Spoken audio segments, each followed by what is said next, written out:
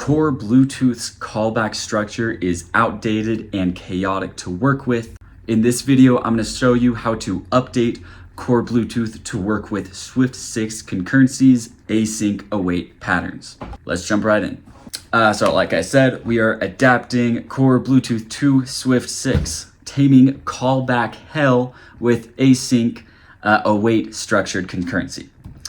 So what's the problem? The problem is Core Bluetooth is absolute chaos. If you've used Core Bluetooth at all, you would understand that essentially you have this delegate structure or event-driven structure is another way of seeing it, where some event takes place and then that triggers some code to start to execute. And so you have to kind of track down what's being executed where throughout your code base. So it's heavily reliant on, to really say, outdated event-driven callbacks.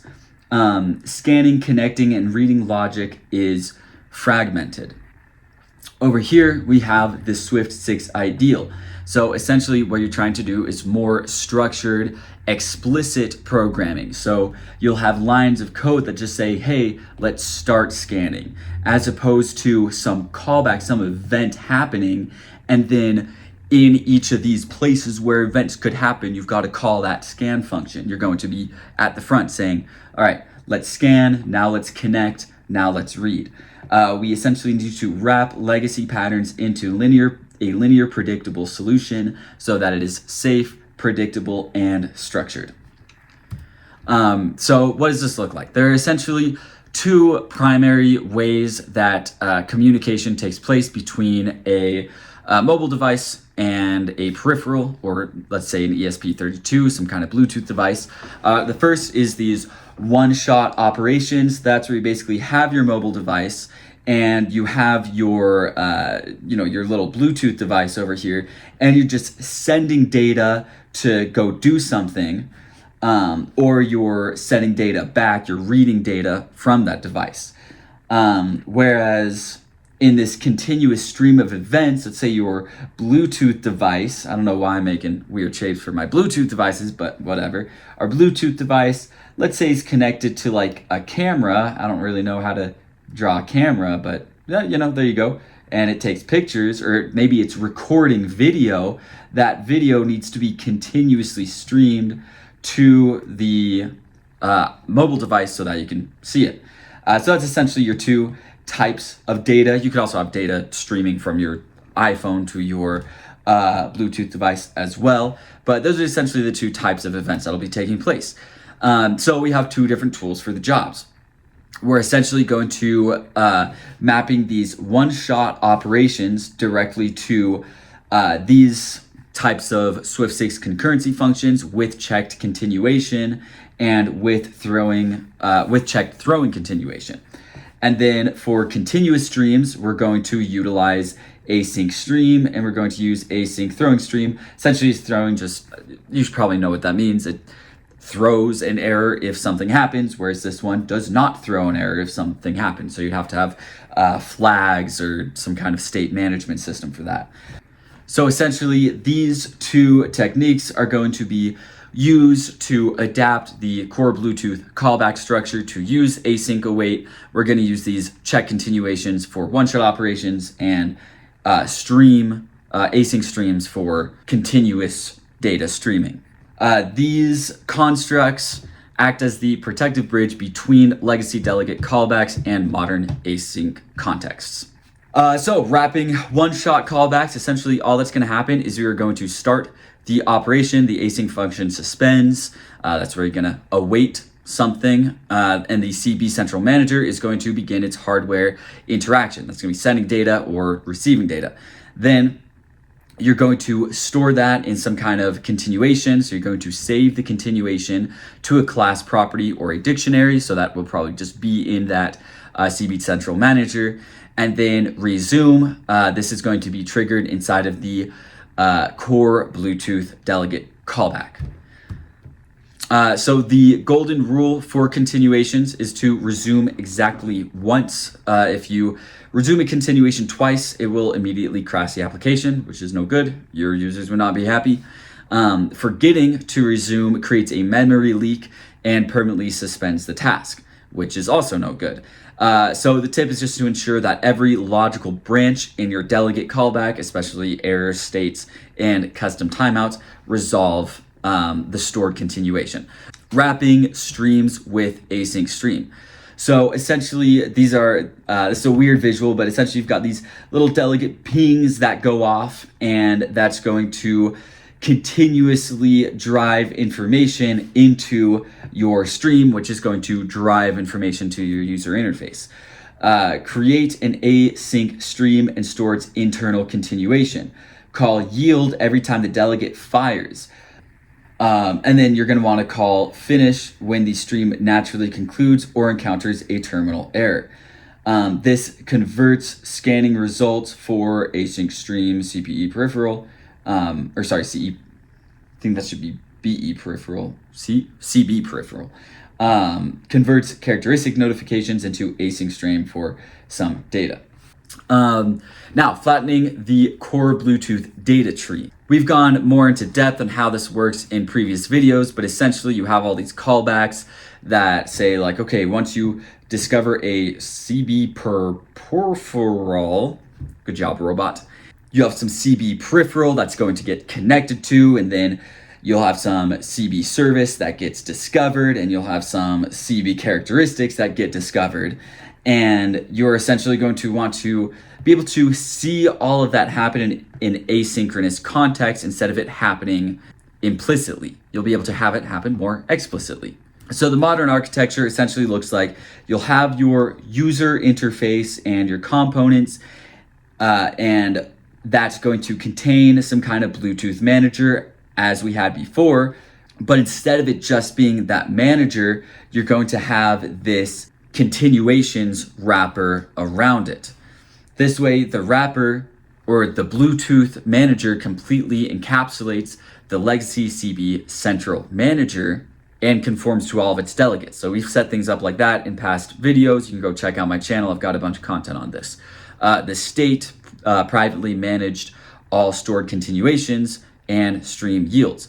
So the state, instead of being a bunch of at-state properties that your parent view has to observe, you're going to convert these into continuations and stream yields. This way, the public API service that the UI is going to be interacting with exposes strictly modern async methods to the UI, allowing you to use things like let peripheral equal await discover peripherals, instead of having to write much more complicated code that I'll show you in a second. Or another example might be start scan, and then it's going to return an async stream that you can continuously observe. This also means that we can take advantage of Swift 6 safety constraints, such as strict concurrency checking and non-sendable type checking. So essentially the friction point is that core Bluetooth objects are generally not sendable. Sendable essentially means that it can cross threaded boundaries. So if you want to have something happen on some background thread, the object that you pass into a function on the background thread has to conform to the sendable protocol. By default, because of the callback structure of core Bluetooth objects weren't that way. However, if you can wrap it in these Swift 6 concurrency adapters, then you'll have no problem. The consequence is that passing raw core Bluetooth objects freely across actors or tasks will trigger Swift 6 compiler warnings and risk data races. So the Swift 6 compiler warnings are there so that you don't have data races in production apps. If the compiler warnings didn't go off, you'd be screwed.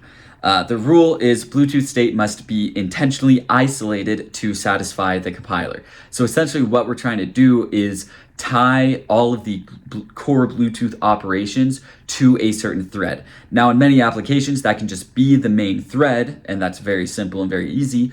But in more advanced applications, that might have to be a background thread. And here's the slide for that. So Option A, the recommended beginner path, is you essentially just say, hey, Bluetooth manager, you're going to operate on the main actor. Now, if you don't know what threads are, you can kind of think about it as like, let's say this is the main thread up here, and let's just say this is like thread 1 down here. You essentially just have code that's executing on some thread. And then when you want, let's say, an API call to take place, some kind of asynchronous operation to take place, you put that operation onto a background thread or onto another thread. That way the code on the thread you started on, this thread up here, the main thread in this case, can continue to run in parallel. Essentially what that does is, in our case, the main thread manages user interface operations. If you have some kind of task that takes a bunch of time, you don't have to wait to continue to operate the user interface for that task to end. So essentially, a problem with this is that if there are time costly tasks, then you're going to be blocking the main thread and the user won't be able to continue to use the app. That's not necessarily what you want, but in a simple application, it might be something you can get away with. However, if you do need to be able to operate asynchronously or have parallel execution in your Bluetooth manager, then you need to choose path B, where you're going to utilize a dedicated custom actor for background Bluetooth logic. And so that was essentially that diagram that I just did before, where you pass that logic down onto that background thread. Bridge only the safe custom structs to the UI layer. Map non-sendable core Bluetooth objects into custom sendable structs. That's a little bit more complicated. We don't have to get into that now, but those are essentially the options that you have. So this is essentially the transformation that you end up. Before the callback is you have all of this ugly looking code. It's very hard to manage.